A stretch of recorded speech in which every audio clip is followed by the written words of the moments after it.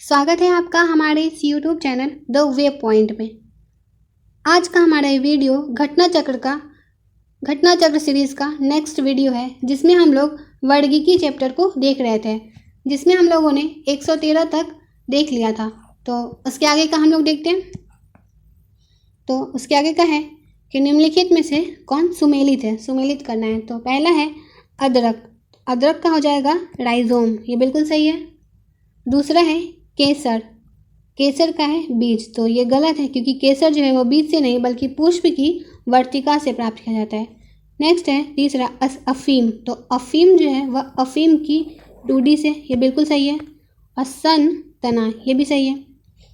तो इसका देखते हैं आगे। केसर एक मसाला है जिसे सेफ्रॉन क्रोकन के पुष्प की वर्तिका तथा वर्तिकाग्र से प्राप्त किया जाता है।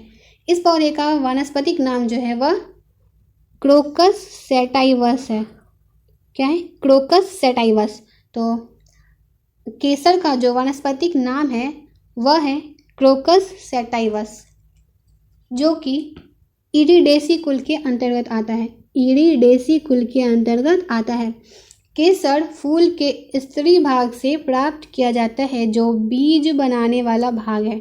यह एक पुष्पीय बहुवर्षीय पौधा है। केसर का स्वाद तीखा होता है तथा इसमें सेफ्रानॉल एवं पिक्रोक्रोसिन नामक रसायन पाया जाता है। इसका उपयोग औषधि तथा भोज्य पदार्थ को स्वादिष्ट तथा सुनहला बनाने में किया जाता है। तो केसर में जो है वो क्या पाया जाता है? तो सेफ्रानॉल एवं पिक्रोक्रोसिन नामक रसायन पाया जाता है। सेफ्रानॉल एवं पिक्रोक्रोसिन नामक रसायन पाया जाता है। और केसर का जो कुल है वह है इरिडेसी। केसर जो है वह इरिडेसी कुल के अंतर्गत आता है और इसका वानस्पतिक नाम क्रोकस सैटाइवस है। ठीक है, क्रोकस सैटाइवस। नेक्स्ट है केसर होता है सूखा मिश्रण, तो यह जो होता है वह फूल के बीज बनाने वाले भाग का सूखा मिश्रण होता है। नेक्स्ट, नीचे दिए गए पौधे और उनके खाद्य भाग के युग्म में कौन सा सही सुमेलित नहीं है? तो अदरक, प्रकंद, ये सही है। प्याज, मांसल पड, ये भी सही है। आलू का खाद्य भाग मूल, ये गलत है। और नारियल का खाद्य भाग भ्रूणपोष, ये सही है। तो अदरक का खाने योग्य भाग क्या कहलाता है? वह प्रकंद कहलाता है। और प्याज का खाने वाला जो भाग है वह है मांसल पड। नारियल का भ्रूणपोष। आलू का खाने वाला भाग जो है वह कंद होता है, ना कि प्रकंद। अतः जो है विकल्प सी सुमेलित नहीं है। तो आलू का जो खाने लायक भाग होता है वो होता है प्रकंद। नेक्स्ट है, निम्न में से आलू का कौन सा भाग खाने योग्य होता है? तो वो हो जाएगा तना। आलू का कौन सा भाग खाने योग्य होता है? तो वो तना हो जाएगा। निम्नलिखित में से कौन सा एक फल है? तो वो हो जाएगा भिंडी।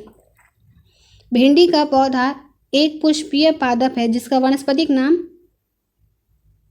एबेलमोस्कस एस्कुलेंटस है। एबेलमोस्कस एस्कुलेंटस। इसका फल कैप्सूल प्रकार का होता है जिसमें बीजों की संख्या अधिक होती है। इस फल का संपूर्ण भाग खाया जाता है। अन्य विकल्पों में आलू का खाया जाने वाला भाग तना तथा मूली एवं शकरकंद का भाग जड़ है। ठीक है, तो आलू का कौन सा भाग खाया जाता है? तना एवं मूली एवं शकरकंद का भाग जो होता है वो जड़ होता है, जो कि खाते हैं हम लोग। तो भिंडी का जो वानस्पतिक नाम है वह है एबेलमोस्कस एस्कुलेंटस। तो ये जो सब्जियों के एवं पौधों के वानस्पतिक नाम है, इनको याद रखिएगा।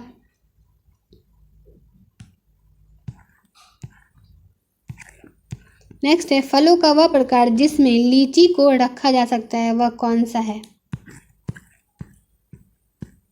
तो वह हो जाएगा डूप। लीची एक उष्णकटिबंधीय फल है। यह सोप बेरी परिवार का सदस्य है। तो लीची जो है वह सोप बेरी परिवार का सदस्य है। यह एक प्रकार का ड्रूप है। ड्रूप ऐसे फल को कहते हैं जिसके बाहरी छिलके और गूदे के अंदर एक सख्त गुठली हो। तो लीची जो है वह एक प्रकार का ड्रूप है। ठीक है, नेक्स्ट है लहसुन की अभिलाक्षणिक गंध का कारण क्या है? तो वो हो जाएगा सल्फर यौगिक। तो लहसुन का जो अभिलक्षणिक गंध होता है उसका कारण है सल्फर यौगिक। नेक्स्ट देखते हैं लहसुन की अभिलाक्षणिक गंध का कारण गंधक यौगिक सल्फर यौगिक है, इसके अलावा प्याज, सरसों के तेल आदि में भी सल्फर पाया जाता है। लहसुन का तेल वाष्पशील तथा महत्वपूर्ण होने के कारण सक्रिय गुण रखता है। इस तेल में सल्फर की प्रचुर मात्रा पाई जाती है जबकि ऑक्सीजन का अभाव होता है। लहसुन का उपयोग स्वेदजनक, मूत्रवर्धक, कफ निवारक, उत्तेजक इत्यादि रूप में किया जाता है। तो लहसुन में जो होता है वो ऑक्सीजन का अभाव होता है, ये चीज़ याद रखिएगा। नेक्स्ट है प्याज के छिलके उतारने पर आंसू आते हैं क्योंकि प्याज निष्कासित करता है। तो वो इसका आंसर हो जाएगा सल्फेनिक अम्ल। प्याज के छिलके उतारने पर आंसू आते हैं क्योंकि प्याज निष्कासित करते हैं सल्फेनिक अम्ल। प्याज काटने पर सिंथेज नामक एंजाइम जो है वह निष्कासित होता है। सिंथेज नामक एंजाइम, सिंथेज एंजाइम प्याज में उपस्थित सल्फॉक्साइड को सल्फेनिक अम्ल में परिवर्तित कर देता है। तो ये याद रखिएगा कि सिंथेज एंजाइम जो है वह प्याज में उपस्थित सल्फॉक्साइड को सल्फेनिक अम्ल में परिवर्तित कर देता है। अस्थायी सल्फेनिक अम्ल अपने को पुनः व्यवस्थित कर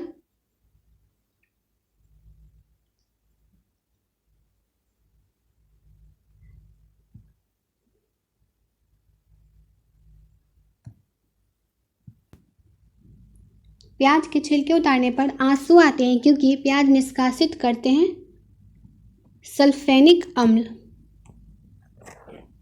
प्याज काटने पर जो है वह सिंथेज नामक एंजाइम निष्कासित होता है और सिंथेज नामक एंजाइम जो है वह प्याज में उपस्थित सल्फॉक्साइड को सल्फेनिक अम्ल में परिवर्तित कर देता है। तो प्याज के छिलके उतारने पर आंसू आने का कारण है सल्फेनिक अम्ल। आगे देखते हैं मिर्च की तीक्ष्णता का कारण है। तो मिर्च की जो तीक्ष्णता है उसका कारण होता है कैप्सेसिन की उपस्थिति।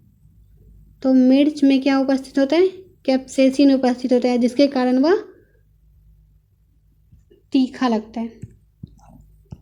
मिर्च का तीक्ष्ण या तीखा स्वाद एक क्रिस्टलीय पदार्थ कैप्सेसिन की उपस्थिति के कारण होता है।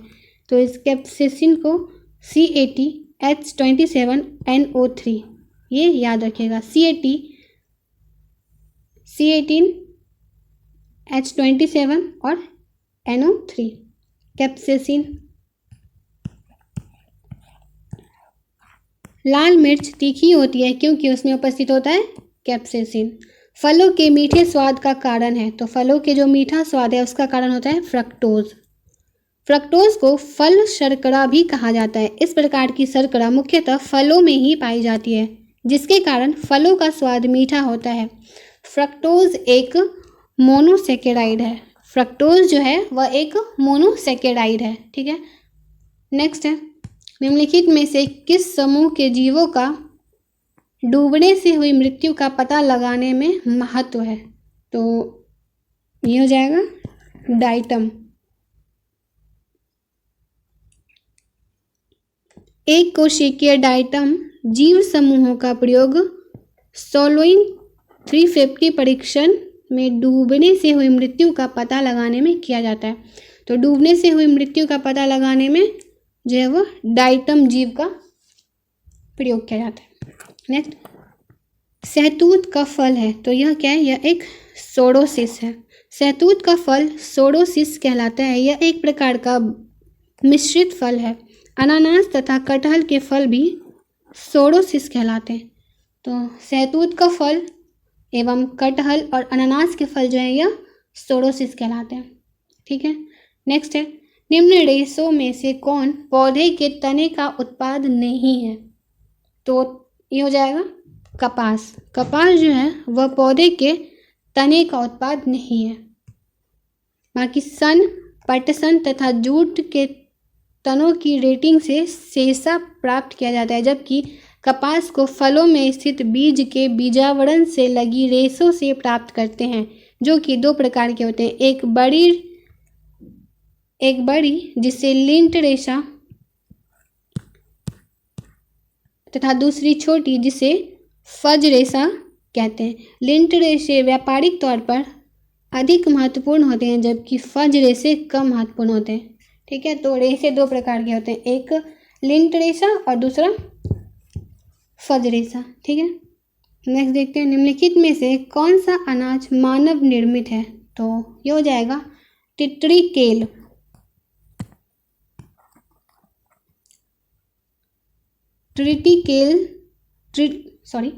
ट्रिटिकेल मानव निर्मित अनाज या धान्य है जो कि प्रकृति में नहीं पाया जाता है। वैज्ञानिकों ने इस संकर पौधे को प्रयोगशाला में गेहूं तथा राई को परस्पर संकरण करा के तैयार किया है। इस संकरण में गेहूं के मादा तथा राई के नर भाग का उपयोग किया गया है। इसका अनाज मूलतः स्वीडन तथा स्कॉटलैंड द्वारा उत्पन्न किया गया है। इसको मुख्यतः पशुओं के चारे के लिए उगाया जाता है, इससे रोटी अच्छी नहीं बनती है। तो मानव निर्मित अनाज कौन सा है? ट्रिटिकेल। नेक्स्ट देखते हैं, निम्नलिखित में से कौन सा मानव निर्मित धान्य है जो प्रकृति में नहीं पाया जाता है? तो वो हो जाएगा ट्रिटिकेल। ठीक है, नेक्स्ट देखते हैं, प्रकृति में निम्नलिखित में से किस जीव या किन जीवों के मृदा विहीन सतह पर जीवित पाए जाने की सर्वाधिक संभावना है? तो प्रकृति में जो है वह किन जीवों के मृदा विहीन सतह पर जीवित पाए जाने की सर्वाधिक संभावना है? तो इसका आंसर जो हो जाएगा वो हो जाएगा लाइकेन और मॉस। ठीक है,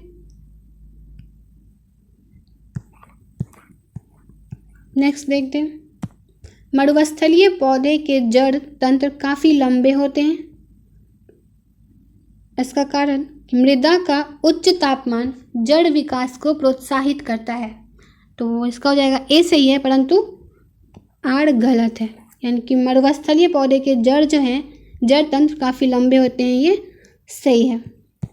मरुस्थलीय पौधे के अंतर्गत कैक्टस, मदार, एलो इत्यादि पौधे आते हैं जो कि शुष्क वातावरण में अपना जीवन चक्र पूर्ण कर लेने की क्षमता रखते हैं।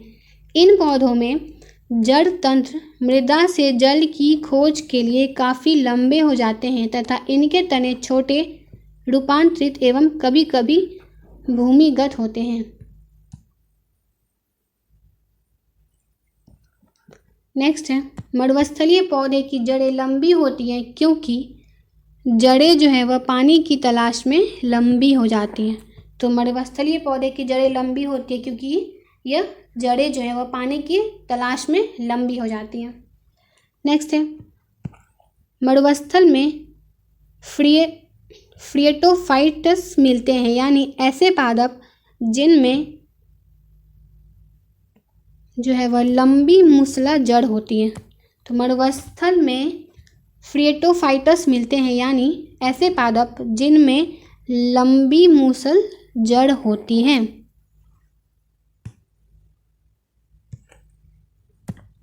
फ्रिएटोफाइट्स मरुस्थल में पाए जाने वाले पौधे होते हैं जिनमें जल को संचित रखने के विशिष्ट तरीके विकसित होते हैं। इन पौधों की जड़ें अत्यधिक लंबी होती हैं जो भूमि में काफ़ी गहराई तक जाकर पानी का अवशोषण करती हैं। शुष्क जलवायु के भली भांति अनुकूलित पेड़ पौधे को कहते हैं। तो इसका आंसर हो जाएगा बी, मरुद्भिद। शुष्क जलवायु के भली भांति अनुकूलित पेड़ पौधे को मरुद्भिद कहते हैं।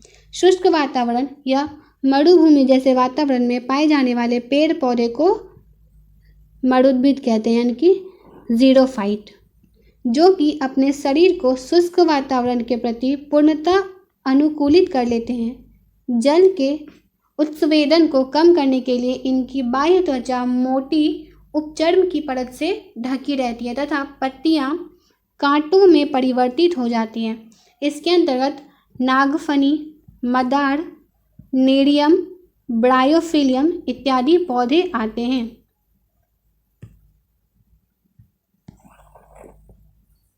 नेक्स्ट है मरुभूमि के पादप अधिकतर होते हैं, तो ये मांसल होते हैं। मरुभूमि में पाए जाने वाले पौधों के कुछ भाग जल को संचित रखने के लिए अधिक मांसल तथा स्थूल होते हैं।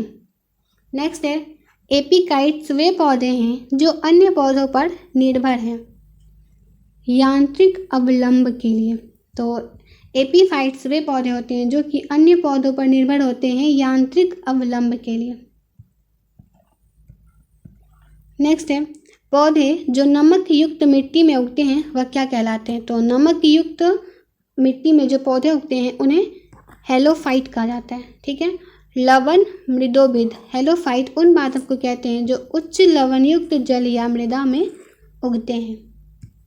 नेक्स्ट है लवण युक्त वातावरण प्रेमी पौधे को क्या कहा जाता है? तो लवण मृदोभिद कहा जाता है। इसका आंसर हो जाएगा डी। नेक्स्ट देखते हैं हाइड्रोफाइट कहते हैं। तो हाइड्रोफाइट एक जलीय पौधे को कहते हैं। ठीक है, जलीय पौधे को हाइड्रोफाइट कहते हैं। बहुत अधिक जल वाले स्थान पर पाए जाने वाले पौधों को हाइड्रोफाइट यानी कि जलोद्भिद कहते हैं। इनमें बड़े बड़े अंतरकोशीय स्थान होते हैं जिनमें वायु भरी होती है जो कि पौधों के तैरने में सहायक होते हैं। इन पौधों में यांत्रिक ऊतक भी बहुत कम विकसित होते हैं या उनका पूर्ण अभाव होता है। तो हाइड्रोफाइट एक जलीय पौधे को कहते हैं। चट्टान पर उगने वाले पादप क्या कहलाते हैं? तो चट्टान पर उगने वाले पादप जो है उन्हें शैलोद्भिद कहते हैं। ठीक है, शैलोद्भिद। निम्नलिखित में से कौन सा युग्म सही नहीं है? तो पहला है अमरवेल, यह तना परजीवी है, यह सही है। चंदन यह जड़ परजीवी है, ये भी सही है। ऑर्किड यह एक एपीफाइट यानी कि अधिपादप है, यह भी सही है। घटपर्णी जलोद्भिद यह गलत है क्योंकि घटपर्णी जो है यह कीटभक्षी पौधा है जो कि मुख्यतः शाक होता है और दलदली या अधिक नम स्थान पर उगते हैं। जलोद्भिद से आशय अंशतः अथवा पूर्णतः जल निमग्न पौधे से है। इस प्रकार के पादप जलीय पर्यावरण में रहने एवं विकसित होने के लिए अनुकूलित होते हैं। चंदन आंशिक मूल परजीवी होता है। नेक्स्ट देखते हैं निम्नलिखित कथनों पर विचार कीजिए। जेली रुदन का कारण अम्ल की अधिकता है। जेली रुदन का कारण अम्ल की अधिकता है। दूसरा है गन्ने के लिए सर्वाधिक अनुकूल जैव उर्वरक राइजोबियम है। नेक्स्ट देखते हैं नमकीन पानी में उगाए गए पौधे थैलोफाइट्स कहलाते हैं। ये तो गलत है। सुषुप्तावस्था तोड़ने वाला हार्मोन साइटोकाइनिन कहलाता है। तो ये सही है कि सुषुप्तावस्था तोड़ने वाला हार्मोन जो है वह साइटोकाइनिन कहलाता है। और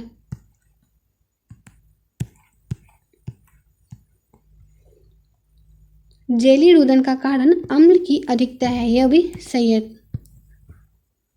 तो इसका आंसर हो जाएगा 1 और 4। जेली रुदन का कारण अम्ल की अधिकता है और सुषुप्तावस्था तोड़ने वाले हार्मोन जो हैं वो जिब्रेलिन तथा साइटोकाइनिन है। अतः कथन 4 भी सही है।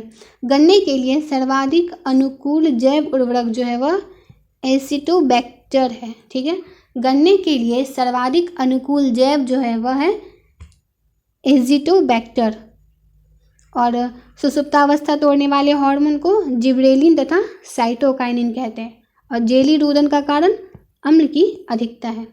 ठीक है, नमकीन पानी में उगने वाले पौधे को हेलोफाइट्स कहते हैं। नेक्स्ट देखते हैं जैविक और अजैविक घटकों के बीच मध्यस्थ के रूप में कार्य करते हैं वह होते हैं उत्पादक, जो कि जैविक और अजैविक घटकों के बीच मध्यस्थ के रूप में कार्य करते हैं, जिन्हें उत्पादक या स्वपोषी कहते हैं। ठीक है, निम्नलिखित में से किसका सही सुमेल नहीं है? तो स्वजीवी उत्पादक ये सही है, परोपजीवी उपभोक्ता ये भी सही है, मृतोपजीवी विबंधक ये भी सही है, और तृणभक्षी गौण उपभोक्ता ये गलत है। यानी कि स्वजीवी यानी कि जिसको हम लोग उत्पादक यानी कि प्रोड्यूसर जिसको कहते हैं वह स्वजीवी होते हैं, जो कि अपना भोजन स्वयं बना लेते हैं, तो ये सही है। और दूसरा होता है उपभोक्ता जिसको हम लोग कंज्यूमर कहते हैं, जो कि परोपजीवी होते हैं, अर्थात ये जो है यह दूसरे जीवों से अपना भोजन जो है वह ग्रहण करते हैं। और विबंधक जो है वह मृतोपजीवी होते हैं, जो कि अपना भोज्य पदार्थ जो है वह मृत जीवों से ग्रहण करते हैं। और तृणभक्षी गौण उपभोक्ता ना होकर यह जो है यह प्राथमिक उपभोक्ता यानी कि प्राइमरी कंज्यूमर होते हैं, जो कि शाकाहारी होते हैं। तो तृणभक्षी जो होते हैं यह प्राइमरी कंज्यूमर यानी कि प्राथमिक उपभोक्ता होते हैं। ठीक है,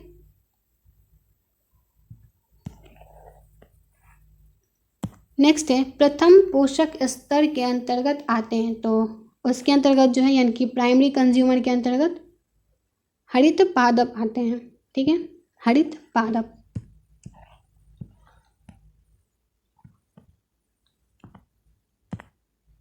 वे सभी पौधे जो कि प्रकाश संश्लेषण के द्वारा भोजन का निर्माण करते हैं वह प्राथमिक पोषक या उत्पादक कहलाते हैं। पौधे क्रमशः संश्लेषण हरे रंग के लवक की सहायता से करते हैं। क्लोरोफिल के कारण ही पौधे जो होते हैं वह हरे होते हैं। तो प्रथम पोषक स्तर के अंतर्गत हरित पादप आते हैं, जो कि उत्पादक कहलाते हैं। नेक्स्ट देखते हैं।